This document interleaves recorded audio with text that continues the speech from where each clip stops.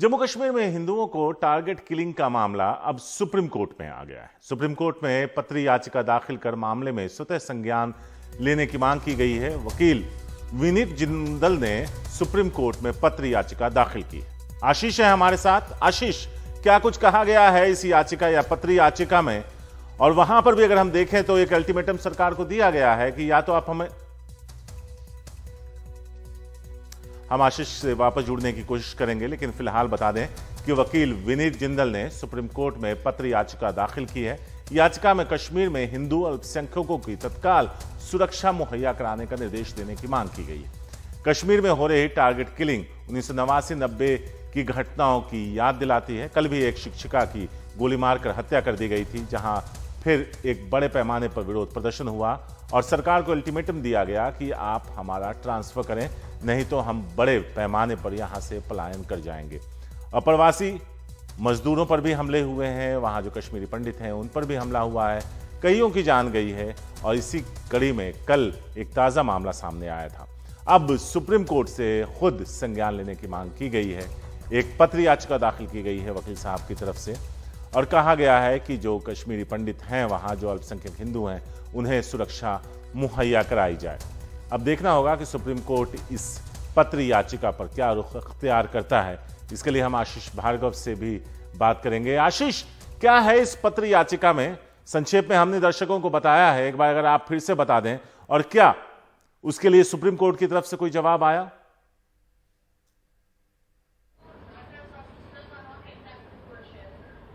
हाँ जी, अरे करो यार, ट्रांसफर करो ना जल्द। आशीष, आवाज आ रही है आपको?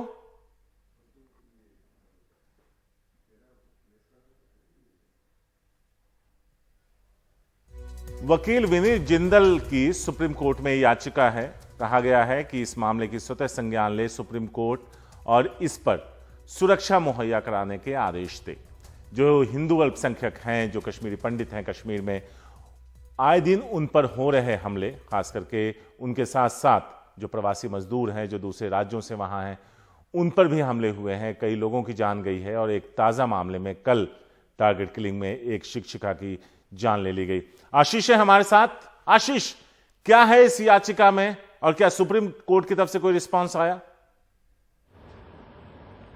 जी देखिए, लेटर याचिका है, पत्र याचिका। जब लेटर लिखा जाता है सुप्रीम कोर्ट को तो उसे पत्र याचिका कहते हैं। लेटर पिटीशन का मतलब है कि सुप्रीम कोर्ट इस पर संज्ञान ले और स्यो मोटो कार्रवाई इस पर शुरू करे। तो यहाँ पर विनीत जिंदल ने एक पिटीशन, लेटर पिटीशन डाली है chief justice of India justice N V. Ramana को और कहा है कि ये काफी गंभीर मुद्दा है, इस पर सुप्रीम कोर्ट को स्यो मोटो लेना चाहिए, स्वतः संज्ञान लेकर कार्रवाई करनी चाहिए। मांग की गई है कि जो हिंदू हैं कश्मीर में, उनकी सुरक्षा के लिए कोई मैकेनिज्म हो, कोई प्रशासन वहां तैयार किया जाए। इसके अलावा जो टारगेट किलिंग हो रही है उसकी राष्ट्रीय सुरक्षा एजेंसी से जांच हो। साथ ही साथ हर परिवार को, जिनके परिवार के सदस्य की हत्या हुई है, उनको 1 करोड़ रुपए मुआवजा दिया जाए। ये बताया गया है कि जिस तरह से ये टारगेट किलिंग हो रही है 80-90 के दशक की याद दिलाती हैं ये घटनाएं, जब जम्मू कश्मीर में इस तरह की घटनाएं हुआ करती थी। और ये भी कहा गया कि मई में अकेले 7 लोगों की हत्या हो चुकी है। इसके अलावा 3 पुलिस वालों की भी हत्या हो चुकी है। तो ये तमाम चीजें यहाँ पर बताया गया है और मांग की गई है सुप्रीम कोर्ट इस पर स्वतः संज्ञान ले। लेकिन अभी देखना पड़ेगा कि सुप्रीम कोर्ट इस पर क्या रुख अपनाता है। लेकिन एक काफी गंभीर मुद्दा है जो सुप्रीम कोर्ट पहुंचा है। जी आशीष, इस तरह की याचिकाओं का भविष्य क्या होता है? क्योंकि कई ऐसे मामले रहे हैं जिसपे सुप्रीम कोर्ट ने स्वतः संज्ञान लिया है। इसको लेकर के क्या आप अगर इतिहास के पन्नों को पलट कर देखें तो क्या कोई उम्मीद है वकील साहब को कि सुप्रीम कोर्ट इसे इंटरटेन करे? जी देखिए, सुप्रीम कोर्ट में बहुत सारी पत्र याचिकाएं आती हैं। ये कोई अकेली ऐसी बात नहीं है, लाखों हजारों बोरी में भरकर पत्र आते हैं। हमें याद है कि एक केस में चीफ जस्टिस जब रंजन गोगोई थे, उन्होंने नाराजगी भी जताई थी क्योंकि पीड़ितों ने एक बड़ा केस था जिसमें पीड़ितों ने एक चिट्ठी लिखी थी सीजीआई से और कहा था कि उनको जान से खतरा है, क्योंकि बीजेपी के बड़े नेता जो हैं, एक एमएलए यूपी का, वो उन आरोपी है केस में और वो शिकायत करता है। रेप का ये केस था जो दिल्ली में चल रहा है, कुलदीप सेंगर का मामला, जो विधायक हैं बीजेपी के थे।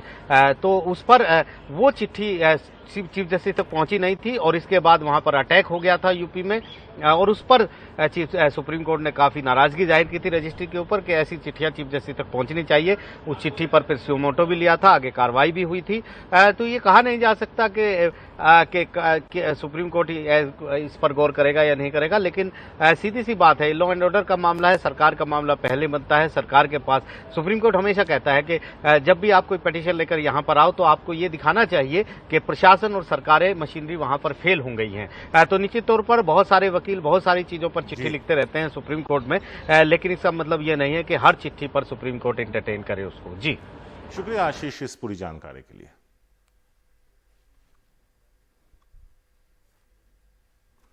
भिंड के किंग इंपेरियल होटल में बड़ा हादसा होते होते बच गया। होटल की लिफ्ट टूटकर गिरी। हादसे के वक्त एक परिवार लिफ्ट में मौजूद था। बाल बाल बचा परिवार, सिर्फ मामूली चोटें आई।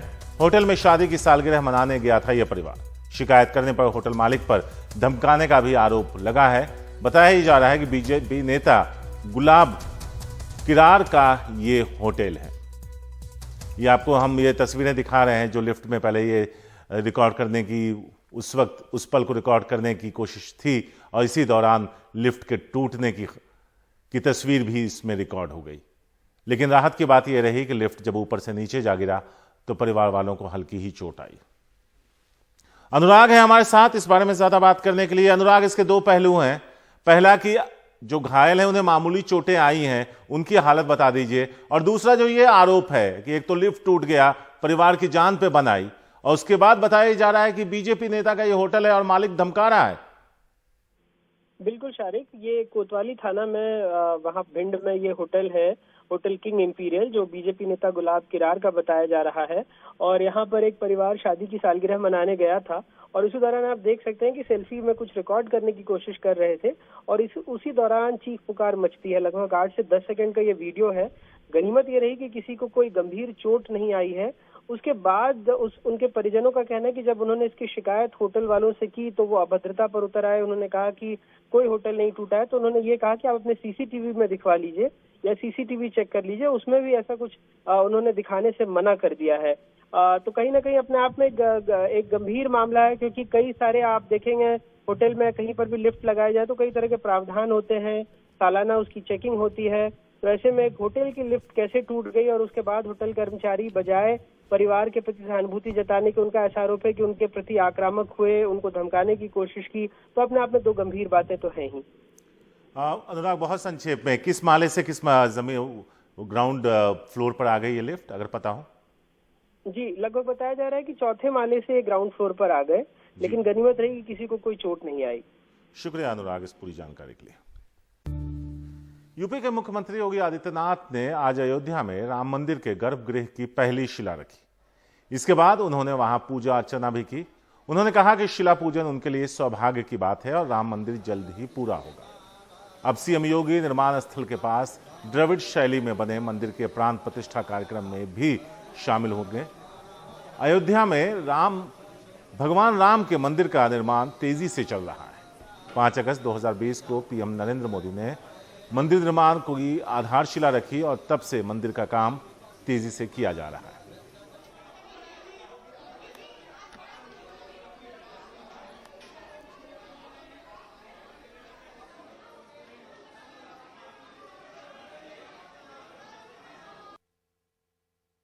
आज हमारा सौभाग्य है कि राम जन्मभूमि मंदिर के गर्भगृह में भी अब शिलाओं को व्यवस्थित रूप से रखने की जो शास्त्रीय परंपरा थी उसका आज यहाँ पर सफलतापूर्वक निर्वहन का कार्यक्रम पूज्य संतों और मंदिर निर्माण से जुड़े हुए न्यास के पदाधिकारियों की उपस्थिति में आज यह कार्य भी प्रारंभ हो चुका है। ज्यादा दिन नहीं हुए जब यह कयास लग रहा था कि प्रशांत किशोर कांग्रेस में किसी अहम पद पर होंगे। वो कांग्रेस को नया जीवन देने के प्रोजेक्ट पर काम करते बताए जा रहे थे, लेकिन अब ऐसा क्या हुआ है कि कांग्रेस का नाम लेने पर वो हाथ जोड़ ले रहे हैं। सुनिए प्रशांत किशोर से। 17 में एक चुनाव यूपी हार गए, कांग्रेस के साथ कर रहे थे, इसीलिए तय कर लिया कि कांग्रेस के साथ काम नहीं करेंगे। इसलिए ऐसी पार्टी है खुद तो सुधरती नहीं है, खुद को हमारा बड़ा सम्मान है कांग्रेस के लिए, लेकिन अभी की जो कांग्रेस की व्यवस्था है वो ऐसी है कि अपने तो सुधरेगा नहीं, हम अपने तो डूब रहा है, हमको भी डुबा देगा। 11 साल में 2011 से 21 के बीच 10 साल में 11 चुनाव से जुड़े रहे हैं। एक ही चुनाव हारे यूपी में, वो कांग्रेस के साथ था। इसलिए उसके बाद तय किया कि इन लोगों के साथ कभी काम नहीं करेंगे, क्योंकि ये मेरा ट्रैक रिकॉर्ड खराब कर दिया है। वो भी हारते में सीखने को मिला, ये हारने से भी आदमी बहुत सीखता है।